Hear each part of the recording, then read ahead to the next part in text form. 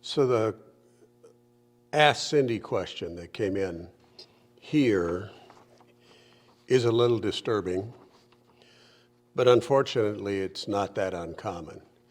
And that is the issue of dogs that have predatory aggression, and in this case, predatory aggression towards cats.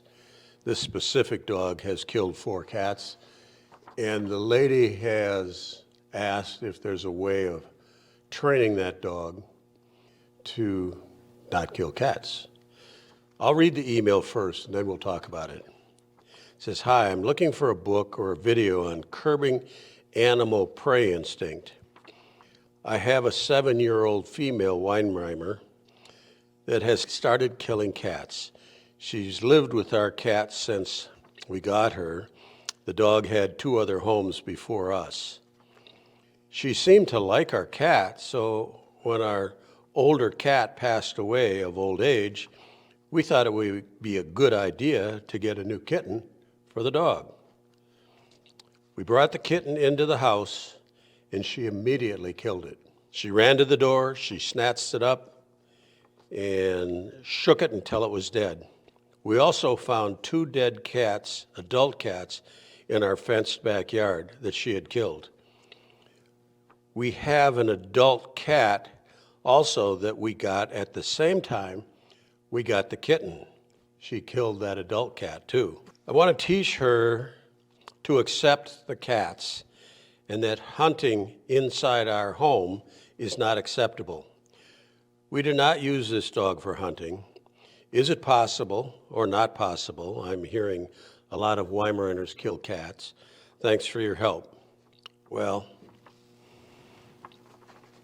as I said, this is a difficult one. It's not breed specific. The people that say a lot of Weimaraners kill cats, a lot of other breeds of dogs kill cats. A lot of other breeds of dogs have predatory aggression. That's what this dog has, is predatory aggression. And quite frankly, this dog, having killed so many cats, has learned that it likes killing cats. And you're not going to train that out of that dog. It's an example of an owner that has set unrealistic goals for their dog. Now, I'm sure that there would be professional dog trainers that would tell them to put a remote collar on the dog and turn the remote collar up as high as it can go to try and stimulate this dog at a level that would put it into severe avoidance, and that dog would then not want to kill cats anymore. Those trainers would be wrong. You're not going to train this out of this dog. It's just not going to happen. The only thing you can do is to manage the dog. If you really, really want to have a cat in your house, and in my opinion, I don't think they should have a cat in the house, but if you want to have a cat in the house, that dog needs to learn to live in a crate. And the cat can only come out of another room in the house when the dog is in the crate. When it's time for the dog to come out of the crate, to go outside, to do whatever, that cat has to go in the back room and get locked in back there, and it has to have its litter box and everything back there. But in my opinion, you're one mistake away from having another dead cat. It's just not worth it. It's an example, like I said, of unrealistic goals that happen. Just because the owners want to have a goal doesn't mean it's the right goal for the environment that this dog is living in. It's not. So with this said, on a 7-year-old dog, I would back the training up and go back into engagement training, reward-based training, and I would focus on building my relationship with this dog, and it would learn that it has to mind, but it doesn't have to learn that through strong aggression. You can build a relationship with a dog so that if you're out for a walk with that dog and it does see a dog or it does see another cat, the dog should always, always be on leash when it's outside of your backyard. And even if you suspect there are other cats in the neighborhood, I would muzzle that dog when I put him outside. We have it's a free video on how to size a dog for a muzzle, so you get a muzzle that's the correct size. And then we have another video for people that buy muzzles from us that teach you how to condition your dog to wearing a muzzle.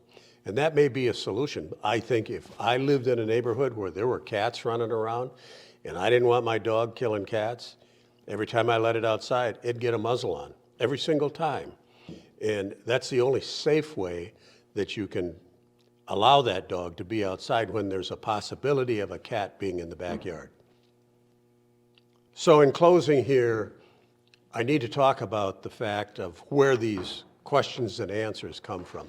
They come from the Ask Cindy portal on the front of Leerburg.com. Cindy's my wife.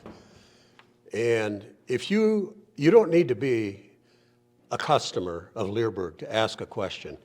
If you have a question on training, if you have a question on raising puppies, on healthcare, on breeding, feel free to log in. And you do need to put your email address, because the email is tied to the question that you have. And if Cindy comes back, or if you come back a week or a month or a year later, she can call up all of the questions and answers that you've written in on and review them.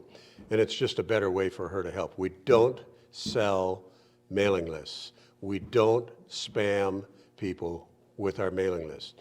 We do have two weekly newsletters that go out, but people can opt into those newsletters. If they want to opt out, they're off the list and they don't get a newsletter.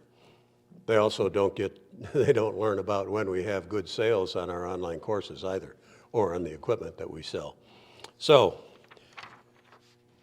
if you have a question, ask Cindy. She answers them usually the day after people write them in, unless she's not feeling good or unless she's traveling.